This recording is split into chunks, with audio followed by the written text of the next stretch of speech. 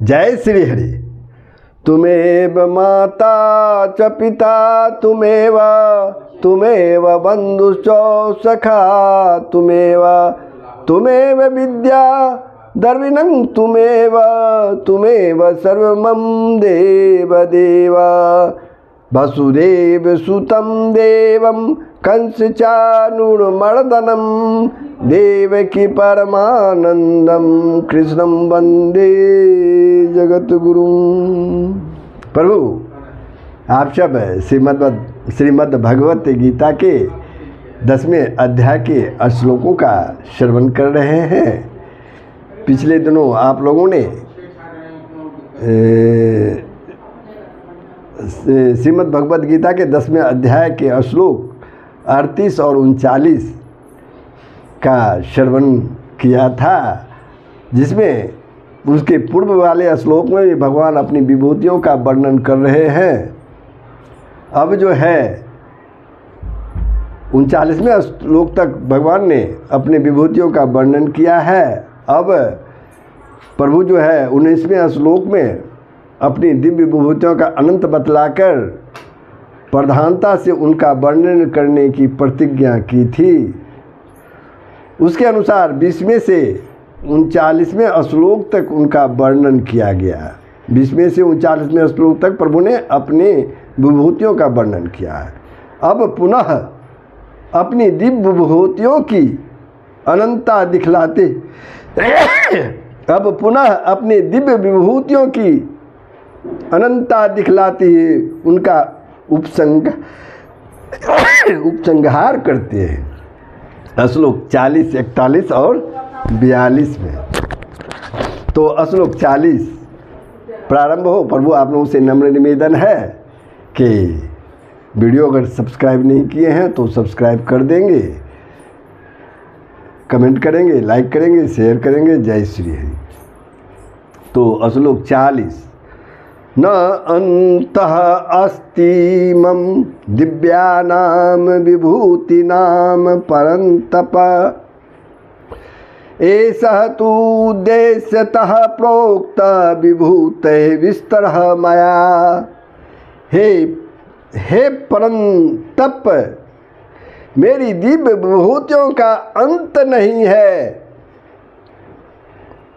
मेरे दिव्य विभूतियों का अंत नहीं है। मैंने अपनी विभूतियों का यह विस्तार तो तेरे लिए एक देश से अर्थात संक्षेप में कहा है। प्रभु अर्जुन से कहते हैं कि मेरे विभूतियों का अंत नहीं है। जो भी मैं बताया हूँ उसे मैंने संक्षेप में कहा है। अब प्रश्न उठता है कि मेरी दिव्य विभूतियों का अंत नहीं है।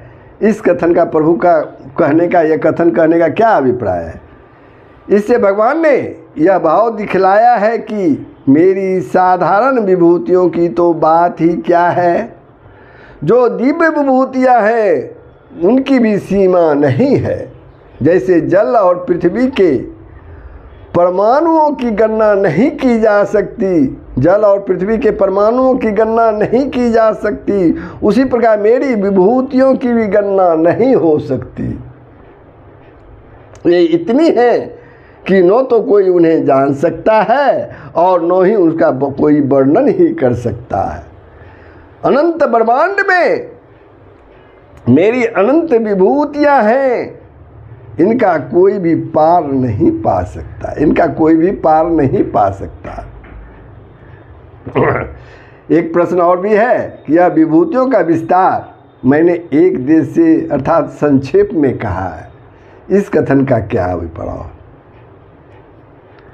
इस कथन से भगवान ने यह भाव दिखलाया है कि मैंने अपनी दिव्य विभूतियों का जो कुछ भी विस्तार तुम्हें बतलाया है वह उन दिव्य विभूतियों के अंश मात्र का ही वर्णन है। थोड़ा सा अंश का वर्णन है और पूरा वर्णन तो अत्यंत ही कठिन है।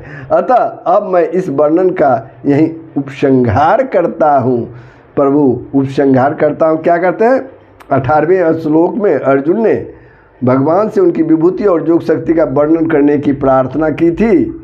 उसके अनुसार भगवान ने अपनी दिव्य विभूतियों का वर्णन समाप्त करके अब संक्षेप में अपनी योग शक्ति का वर्णन करते हैं श्लोक 41 में। यत यत विभूति मत सत्वं श्रीमत ऊर्जितम् एव वा तत् तत्तेव अवगच्छ त्वं मम तेजा संभव।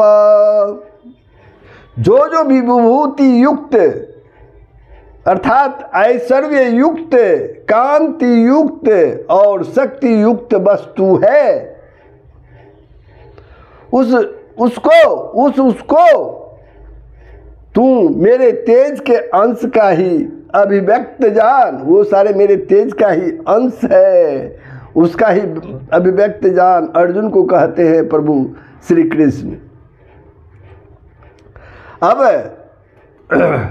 जो भी प्राणी या कोई जड़ वस्तु ऐश्वर्य संपन्न, शोभा और क्रांति आदि गुणों से संपन्न एवं बल, तेज, पराक्रम या अन्य किसी प्रकार की शक्ति से युक्त है, उन सब का वाचक इस श्लोक में विशेषणों सहित सत्वम पद है, और जिससे उपर्युक्त ऐश्वर्य, शोभा, शक्ति, बल और तेज आदि सब के सब उनमें से कोई एक भी प्रतीत हो, उस प्रत्येक प्राणी और प्रत्येक वस्तु को भगवान के तेज का अंश समझना चाहिए, भगवान के तेज का भाग समझना चाहिए, उसको भगवान के तेज के अंश की अभिव्यक्ति भी समझना चाहिए।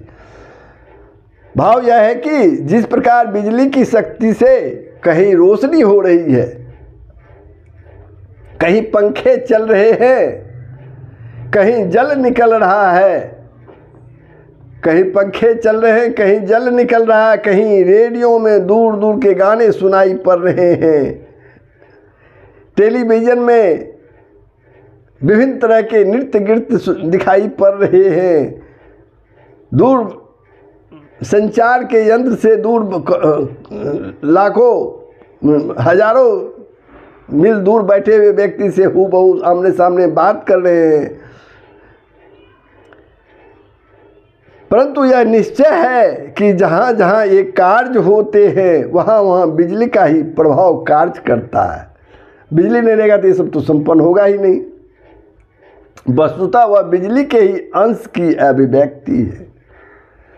उसी प्रकार जिस प्राणी या वस्तु में जो भी किसी तरह की विशेषता दिखलाई पड़ती है, उसमें भगवान के ही तेज के अंश की अभिव्यक्ति समझना चाहिए।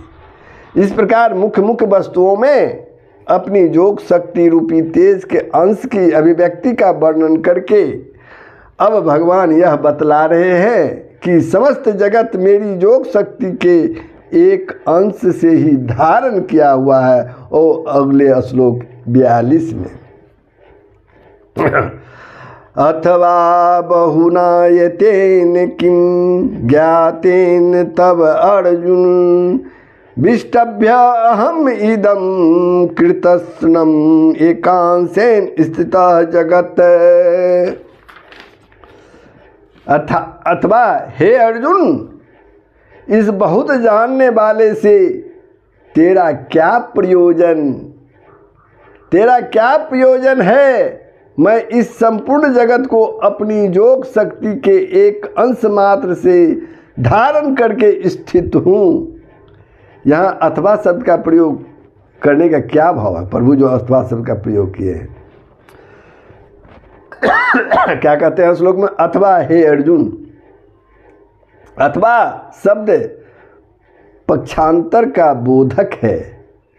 20वें से 39वें श्लोक तक भगवान ने अपनी प्रधान विभूतियों का वर्णन करके और 41वें श्लोक में अपने तेज की अभिव्यक्ति के स्थानों को बतलाकर जो बात समझाई है, उससे भी भिन्न अपने विशेष प्रभाव की बात अब कहते हैं। यही भाव दिखलाने के लिए यहाँ अथवा शब्द का प्रयोग किया गया है। अब इस बहुत जानने से तेरा क्या प्रयोजन है, इस कथन का क्या अभिप्राय है?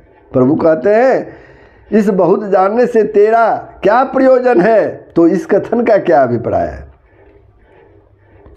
इस कथन से भगवान ने यह भाव दिखलाया है कि तुम्हारे पूछने पर मैंने प्रधान प्रधान विभूतियों का वर्णन तो कर दिया, किंतु इतना ही जानना यथेष्ट नहीं है। सार बात यह है कि मैं अब तुम्हें बतला रहा हूँ, इसको तुम अच्छी प्रकार से समझ लो। प्रभु अर्जुन को कहते हैं फिर सब कुछ अपने आप ही समझ में आ जाएगा, उसके बाद तुम्हारे लिए कुछ भी जानना शेष नहीं रह जाएगा। तो इस प्रकार ये श्रीमद् भगवत गीता का 10वां अध्याय यहीं समाप्त होता है। आप लोगों ने प्रभु श्रवण किया, कैसा लगा, क्या कमी थी, ये टिप्पणी के माध्यम से अवश्य बताएंगे। साथ ही शेयर करेंगे, लाइक करेंगे, सबका कल्याण होगा, पूरे विश्व का कल्याण होगा। जय श्री हरि, जय श्री कृष्ण।